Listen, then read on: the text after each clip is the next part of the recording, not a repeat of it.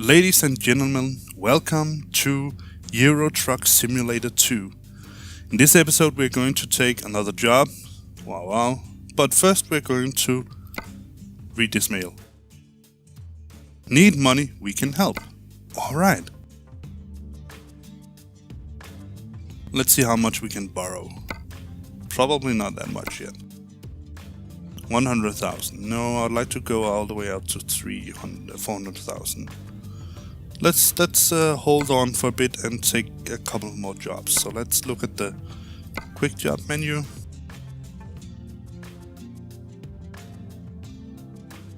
We are here in Odense, so we could go to Helsingborg with a double trailer. It would give us 20 a ton. Oh, that's pretty hefty. An Iveco. I haven't driven that one before. Let's do it. I'm just going to set my clock to just about 30 minutes. Should be okay. Let's say, yeah. No. Sorry for the coughing. I am still having a sore throat. It's better, much better. I don't have a fever anymore, and my voice doesn't sound as raspy as it did before. Let's turn on the truck and be on our merry way. Which way are we supposed to go? Out here. Let's take a look out at the truck.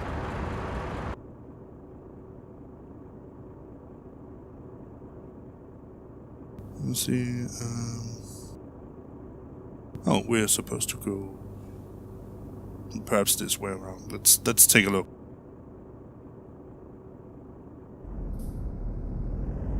Oh, they hadn't engaged the parking brake. Let's see. Yeah, that's the correct way.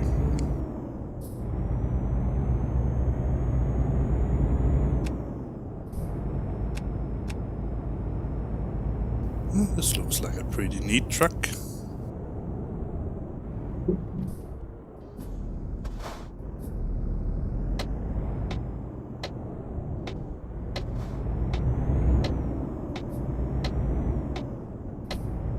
Yeah, some of the other things I forgot to mention in the last episode that you can do in this game is obviously that you can upgrade your existing trucks, and you can buy more trucks, and you can hire people to help you out, make more money, and yeah, there's a lot of things you can do in this game. When you can actually do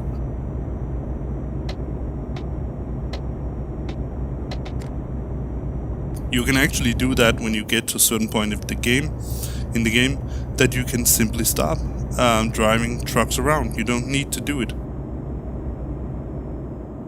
Obviously, in my opinion, that would be, well, to be honest, quite boring, but if you so choose to do so, you can do it if you want to.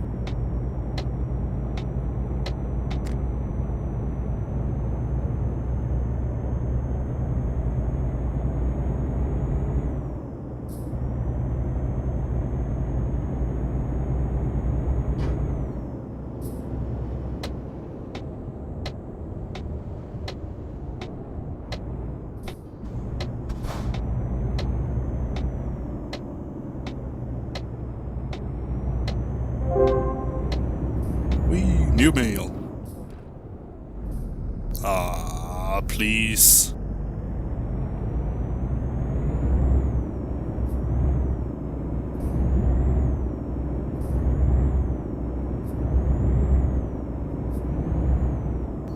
Now I come to think of it, I'm not sure actually that the truck gets stuck.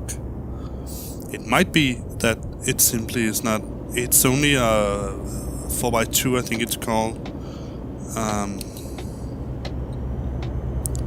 which means that you don't have you only have one axle pulling, and so for a load this heavy, 28 tons, I think that's perhaps a bit on the low side. Also, you can see that the truck has some hard time getting up into speed. And to be fairly honest, I am flooring it right now.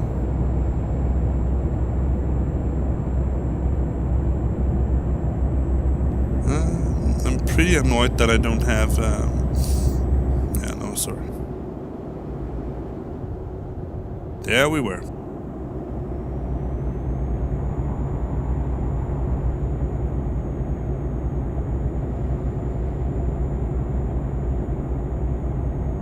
I'm pretty annoyed that I don't have a speedometer, a digital speedometer in this truck.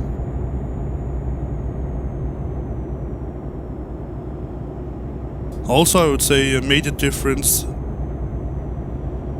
I have played some of the older games from this publisher, STS Games, the old 18 Wheels of Steel series, and in that series, and for that matter, also in I think also in ETS, American Truck Simulator. In this game, ETS 2, Euro Truck Simulator 2, every truck you buy automatically have a sleeper cabin. I can show it to you pretty quickly, perhaps. Yeah, let's just get to a straight path, so I don't drive into anything. Quick peek, you can see it here. Here's the sleeper cabin. In ATS, you can buy trucks both with and without sleeper cabins, and so you can choose at some point in the game to upgrade your existing truck to a sleeper cabin. At least you could do that in 18 Wheels of Steel. I'm not sure if that is the case in ATS, or you have to buy a new truck that actually have a sleeper cabin in. But all the trucks in ETS 2 have sleeper cabins in them. Also, I'm not sure if you can hear it in the background, but the rumbling noise that you can hear is my steering wheel. I think, like most steering wheels, it is suffering from the fact that when you have it sort of dead centered, it will make a lot of noise. I, for instance, also like to do drive in what do you call it?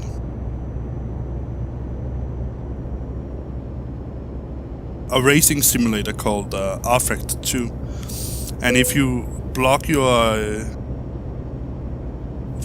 brakes at a certain point, then you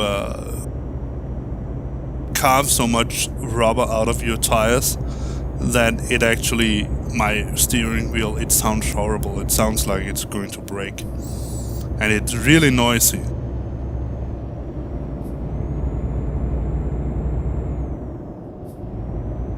When you turn the wheel, it's not that much of a problem. So, as we're driving now, relatively short trips, this won't be a problem. But if you look out to the right, you can see this little navigation screen that I have. And you can also see that there are some icons. So obviously there's my speed.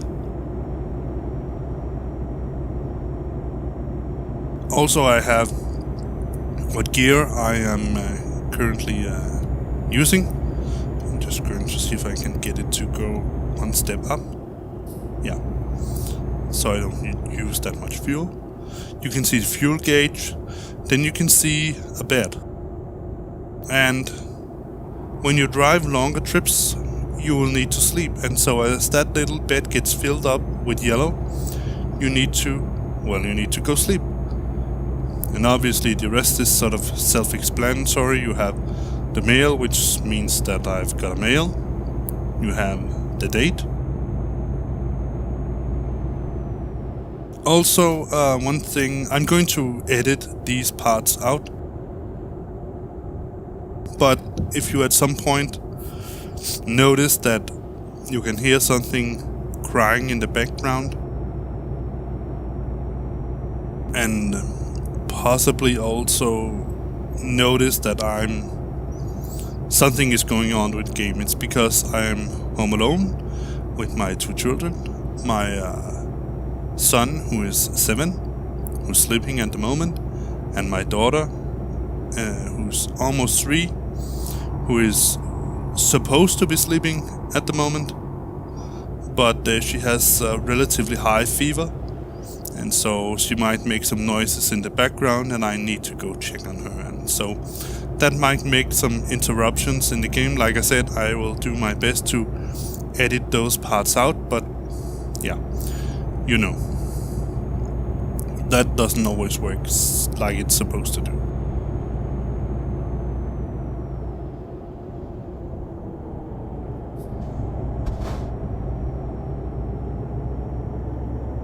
Why in the world did he break?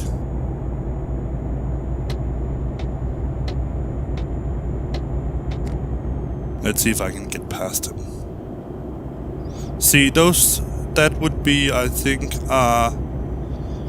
6x2, I think it is, something like that. That would be more ideal to pull a heavy load. So you have 2 pulling axles. Now you can see he's pulling away from me because I'm losing velocity.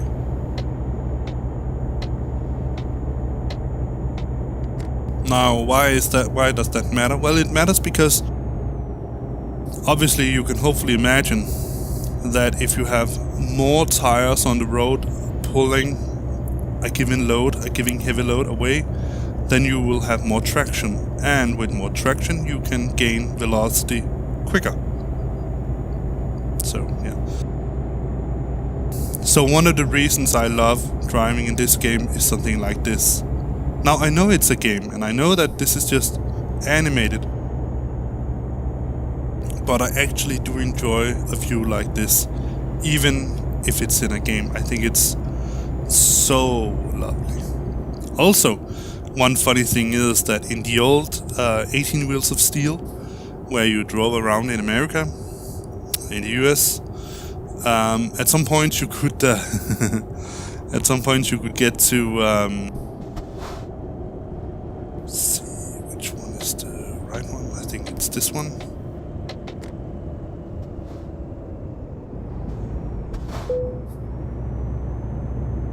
What is my 80? At some point you could get to I think it was Arizona.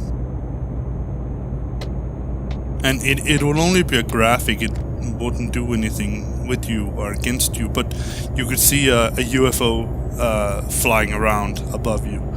I thought that was pretty funny. So, yeah. Now we are in Sweden. I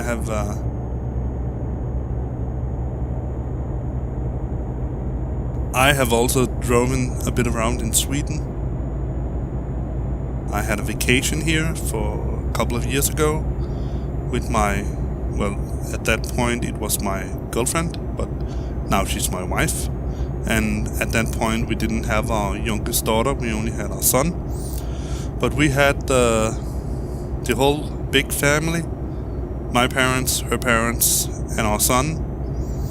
It was pretty nice. It was dead out in the Sweden forest with nothing but nature around you. Obviously we went to some larger cities also to buy things and stuff, but it was the nice thing about Sweden is that I would guess it's the same for the US. In Sweden you have the ability to buy yourself a house practically in nowhere, no man's land. You can to some extent do the same in Denmark, but nearly not as much. We have, it's because also I think it's 70% or something like that of our land. I mean, our land is our country. Is grown, for farming land. So we actually don't have that much wild nature in Denmark. I think it's a bit sad, but that's the way it is. I would, however, encourage anyone that finds their way to Europe that they would also take the time to visit Denmark, because I would say that all in all, both Denmark and Sweden and Norway are pretty countries. So you should not rob yourself of that opportunity.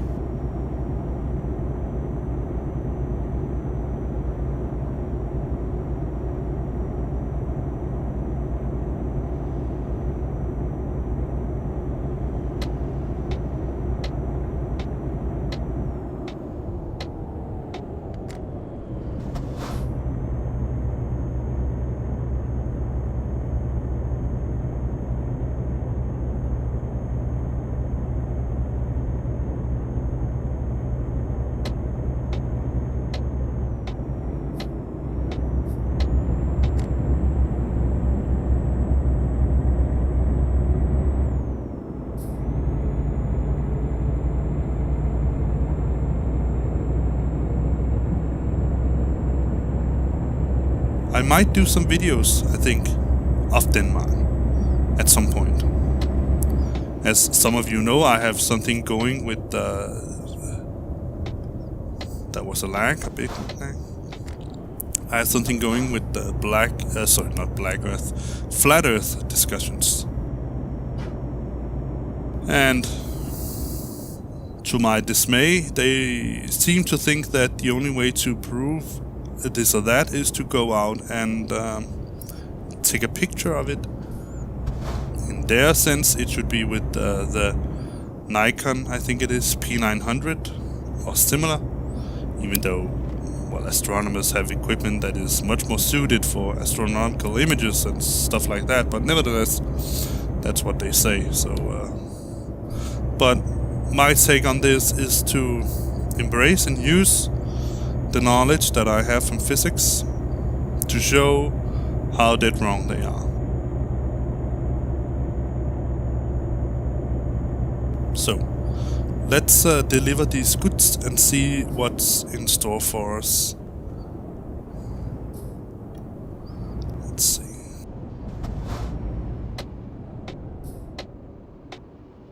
So one of the other things that you have to notice here, and I know for a fact that you have to do that in real life as well, is that the brakes on a truck like this, they work a bit differently than the brakes on a car. So when you push the brakes on a car, you sort of have, I'm not sure what it's called in the US or in Britain, but in Denmark we call it a vacuum enhancer. So what it basically does is that it uses some of the vacuum generated from the engine to enhance the pressure that you can exert on the brakes. So you can think of it this way: when you press on the brakes in a car, there is a vacuum enhancer that enhances your pressure from your foot, that inherently then transfers to the oil in the braking pipes. So you don't have to push exceedingly hard in order to wow, is it raining or did someone pee on my windshield? You don't have to this is really annoying. Or it's a major case of what I'm calling breaking windshields. Let's see. Nevertheless, what was... yeah. It was raining. Alright, so where were I? Sorry, just lost track completely of what I was saying.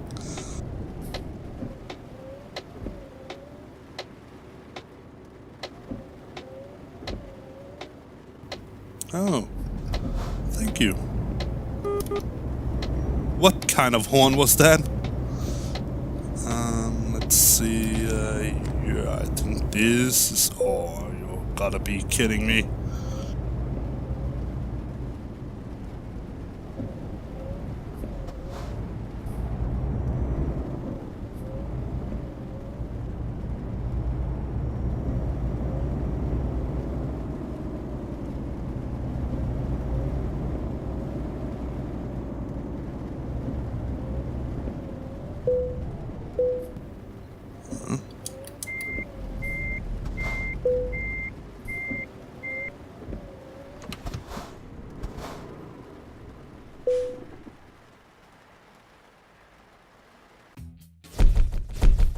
We got excellent.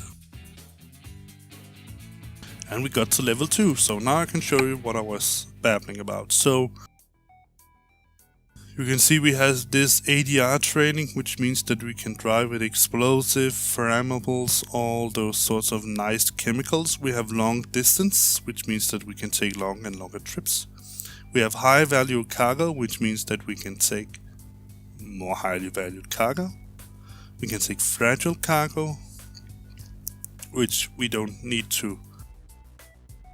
We have to be careful not to bump into anything or everything, because otherwise it would break and we would not get that big of a payment. Just-in-time delivery means that we have to be quick to pay to deliver our time. So when you look at some of the jobs that we can get right now, let me just pick long distance. I can show you here. Alright, let's take a look at the mail. We can... To whom it may concern, we are looking for skilled drivers with their own trucks for a large number of deliveries. We offer competitive rates up to 7,800 euros for a job. Please, if you have your own vehicle, inquire directly at our dock in Odense. Danish Crown, Odense. So Danish Crown is actually a company in Denmark. Can't remember what they were called before. They were called Steff Holberg. But they fusioned and merged and were bought up and bought something, and then they ended up as Danish Crown. But they have some of their main seats in Odense. Let's see what we can borrow at the moment. Still 100,000. Just alright. Alright, let's see. Yeah, I have one mod enabled. No, two mods enabled. I have the Euro flag because I am a European. So I want to have the European flag. I think I'm going to end this episode right here. Bye bye.